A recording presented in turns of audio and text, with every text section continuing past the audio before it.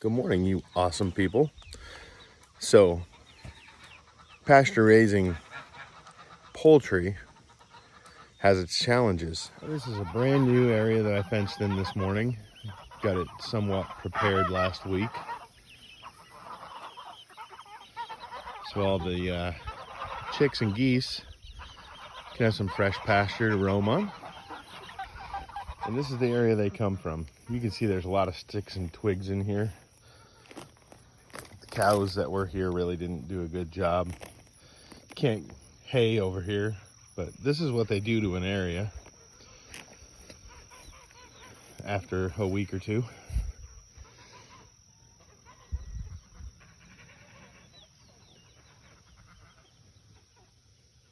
Just wanted to show you, that's not wild corn.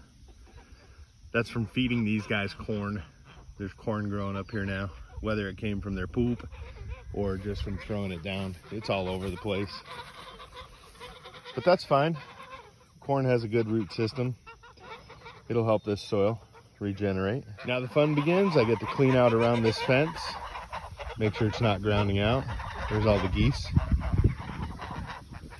the chickens. Good stuff, good stuff. So it took me about 3 to 3.5 hours roughly to move all that fence and get the chickens and geese in the new area. And being one person, you know, you have to take it basically moving pole by pole. And I moved it from one side all the way to the other side. So it was a pretty big move, and that's why it took so long.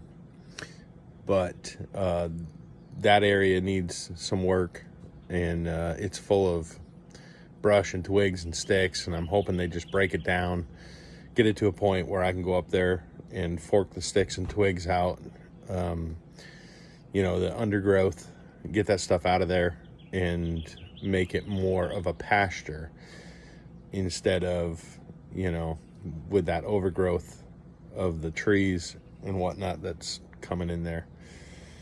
So the challenges are getting that whole group to move, and a good way to do it obviously is with food. So if you feed them guys on the new section, they're going to go right over there. And you know, if you've got part of the fence up, which I moved part of the fence, and because that entire pasture is fenced with another type of fencing, so it keeps them in, and then you just kind of herd them over there. And it took me a few minutes because 6 of them were being pains about moving, but finally got them all moved. Some of them I had to move by hand, but once they were over on that new pasture, they wanted nothing to do with the old pasture that they were on. So it takes a minute, takes a little thought, so you don't have to chase them around and try to get them back in that netted pasture. Speaking of that netted pasture, I'm going to do a separate video about that. That netting, I have 2 pieces. I have an 84-foot piece and a 168-foot piece. And the charger that I run on that, not the charger, but the energizer that I run on that is a 3-joule energizer. That energizer can run 4 168-foot nettings. I run 168-foot and 182 or 84-foot, and baby, let me tell you, that thing will let you know it's there.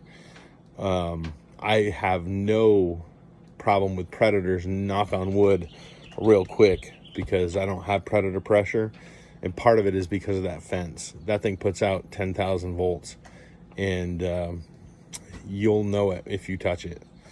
So yeah, so I've got the chickens all situated for now. And part of this homesteading, farmsteading life is you never know what the weather's going to do, and you've got an endless list of projects. I'm headed to the roof. So I put this chimney in last year, and I really didn't finish it 100%, and it does have a slight leak. So I'm going to rip a couple of these pieces back and put some ice and water shield underneath all this. And that's basically what I'm doing. Starting at the bottom, working my way up, overlapping everything, And I'll hit that side, and this should be cured. That's all back together now. Yep. No leaks. Okay, perfect. So I'm on a secondary roof that I haven't been on. This one leaks about where this seam is. So I need to figure out why.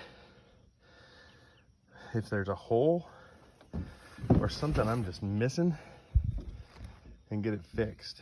So this is the tree. It's got some overhang that I run into all the time. So that crap's coming down with this guy. I'm gonna talk about these in a video. Not the Sawzall, the company. I'm gonna do a review. Okay. And that's about, I don't know, maybe 5 minutes of work, and not even. You know, call me what you want, but the majority of this burns. So it'll be going into the wood stove.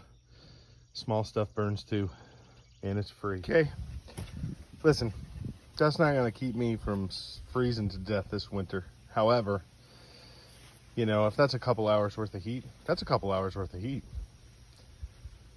It's important. The size of these nuisances, these things are huge. I haven't been out here in a while. Look at them.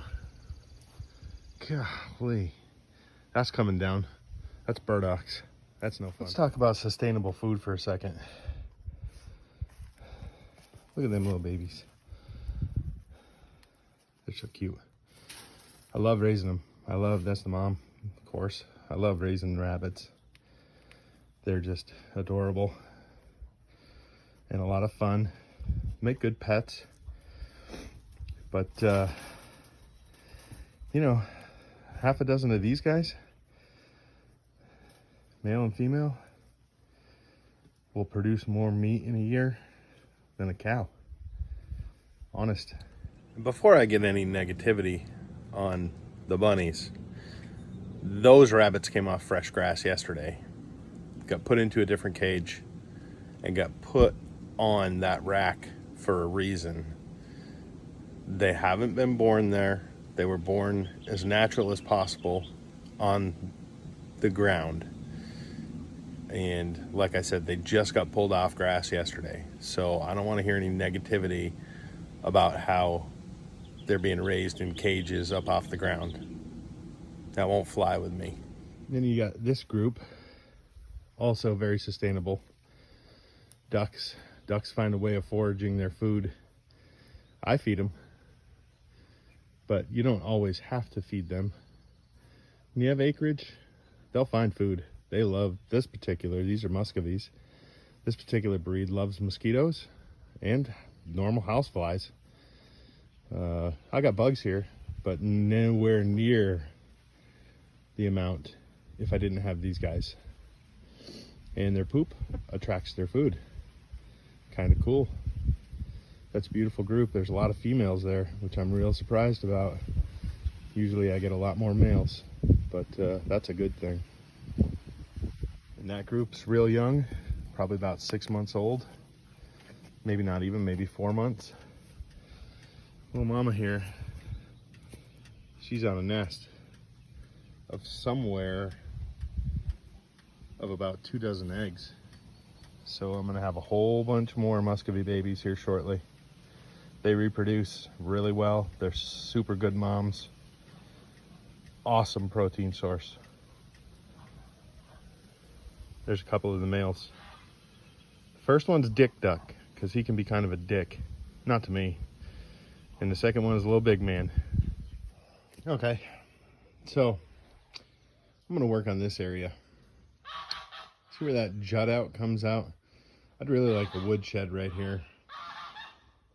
I could walk off my porch, grab my wood.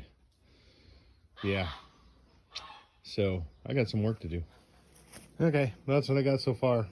So I'm gonna dig out over here to that stone wall, which is mortared in. And I'll dig this out deeper so I can put drainage in there. So anything that comes off the hill drains out this way. Yeah, I know I gotta cut that root, but that's fine. And then I'll clean the rest of that area out. There's a whole bunch of broken up pieces of concrete, but I'm gonna use those on the wall. You use what you got. There's tons of rocks around here. And I'll clean that out some more and put up a nice woodshed here so I can store a lot more wood for this winter. Hell yeah. Anybody knows what those nuisances are? Has a black walnut tree in their front yard. I step on 80 million of these things and they are hard. They roll. And that black walnut, which is that piece of crap, is eventually not going to live there anymore.